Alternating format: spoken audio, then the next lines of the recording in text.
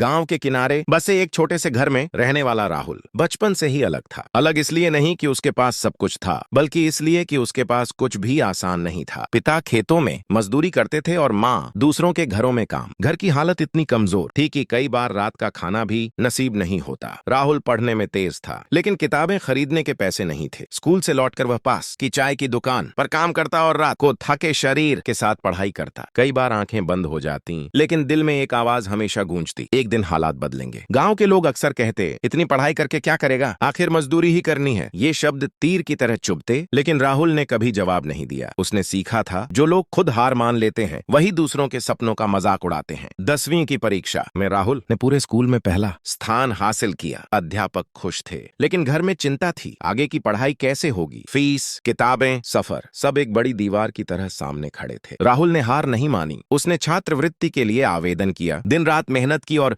आखिरकार उसे स्कॉलरशिप मिल गई। यह उसके जीवन की पहली जीत थी। हार मानने के खिलाफ जीत। शहर के कॉलेज में पढ़ाई आसान नहीं थी। अंग्रेजी कमजोर थी, कपड़े साधारण थे और आत्मविश्वास अक्सर डगमगा जाता। कई बार वह खुद से सवाल करता, क्या मैं यहाँ फिट हूँ? लेकिन फिर उसे माँ के हाथों की दरारें और पिता की थकी हुई आंखें याद आती। वही यादें उसे फिर खड़ा कर देती। कॉलेज के आखिरी साल में एक बड़ी कंपनी में इंटरव्यू का मौका मिला। सैकड़ों छात्र थे, अच्छी अंग्रेजी, महंगे सूट, ऊंचे कॉन्फिडेंस के साथ। राहुल साधारण कपड़ों में खड़ा था, दिल जोर जोर से धड़क रहा था। इंटरव्यूअर ने पूछा, तुम्हारी सबसे बड़ी ताकत क्या है? राहुल ने बिना रुके कहा, सर, मेरी सबसे बड़ी ताकत है कि मैंने कभी हालात को अपनी पहचान नहीं बनने दिया। कमरे में सन्नाटा छा गया। कुछ दिनों बाद रिजल्ट आया। राहुल सेलेक्ट हो गया था। जब वह पहली बार अपनी सैलरी लेकर घर पहुंचा, माँ की आंखों में आंसू थे और पिता की पीठ पहली बार सीधी दिख रही थी। उस दिन राहुल ने समझा, सफलता सिर्फ पैसे का नाम नहीं, यह अपने लोगों के चेहरे पर मुस्कान लाने का नाम है। कुछ सालों बाद राहुल उसी गांव में एक स्कूल बनवाता है, जहां वह कभी फटे बस्ते के साथ पढ़ता था। बच्चों से वह बस इतना कहता है, हालात चाहे जैसे हों, अगर आपके सपने जिंदा हैं तो जीत तय है।